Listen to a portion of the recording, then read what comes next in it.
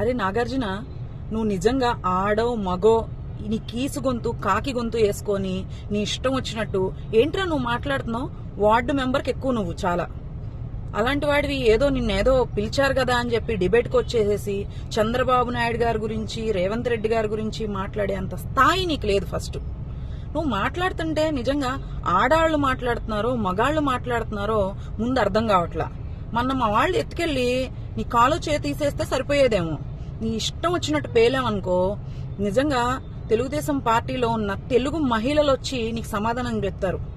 పోలీసులు నిజంగా ఇలాంటి మాట్లాడినప్పుడు ఇలాంటి వాళ్ళని ఎక్కడ ఉంచాలో అక్కడ ఉంచకపోతే తెలుగు మహిళలు వచ్చి మీకు సమాధానం చెప్తారనమాట.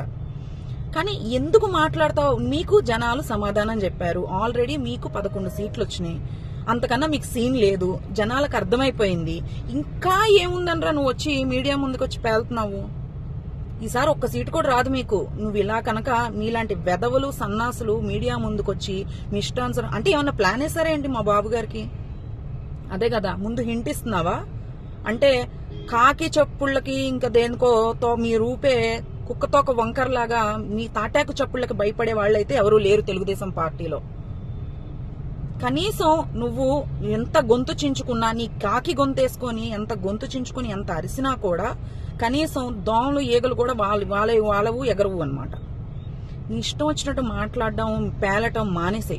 మీ జగన్మోహన్ రెడ్డి గారు జనాలకి ఏం చేశాడు, ఏం పీకితే జనాలు 11 సీట్లన్నా వచ్చినాయి అని ఆలోచించుకొని ఇకనైనా జనాలకి మంచి పనులు చేయాలి, మంచివి చేయాలని ఆలోచించండి తప్ప చంద్రబాబు నాయుడు గారికి ఈసారి అలా ఇద్ది, రేవంత్ రెడ్డి జొమాటో కూడా పనికిరాడు. నువ్వు పనికొస్తావరా? బాగా ఎక్స్పీరియన్స్ అనుకుంటా నీకు జొమాటోలు వీటిల్లో వర్క్ చేయడం. అక్కడే చేసొచ్చావా ఏంటి? జొమాటోల్లో వాటిలో వీటిల్లో అక్కడ చేసొచ్చిన వాళ్ళకే అలాంటి ఎక్స్పీరియన్స్లు ఉండి అలాంటివి మాట్లాడుతూ ఉంటారనమాట.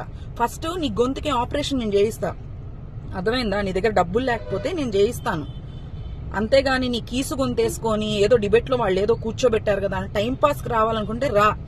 మీరు ఇంకా నెక్స్ట్ ఏం చేస్తారు, ఏం చేయాలనుకుంటున్నారో ఆలోచిస్తున్నారో దాని గురించి మాట్లాడు, వెళ్ళిపో. ఇంకొకసారి చంద్రబాబు నాయుడు గురించి కానీ పేలావనుకో, నిన్నెక్కడ తొక్కేయాలో అక్కడ తొక్కేస్తారు తెలుగు మహిళలే, గుర్తుపెట్టుకో.